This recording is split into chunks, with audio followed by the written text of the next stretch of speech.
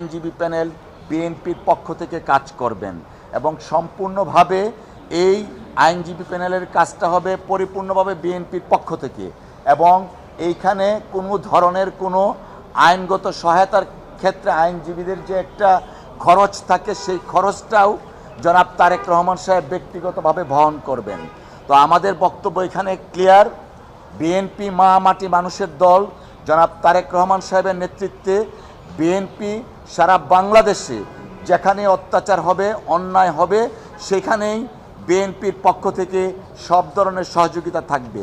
এই মাসুম বাচ্চাটার ক্ষেত্রে আইনগত সহায়তাও আছে এবং স্বাস্থ্যগত মেডিকেলের সহায়তাও আছে। তারপরে সবচেয়ে উল্লেখযোগ্য যে জিনিসটা থাকে সামাজিক সহযোগিতা। জনাব তারেক রহমান সাহেব ইতিমধ্যে মাগুরার সর্বস্তরের নেতাকর্মীদেরকে নির্দেশনা দিয়েছেন যেন পরিবারের পাশে এই আমাদের দলের নেতা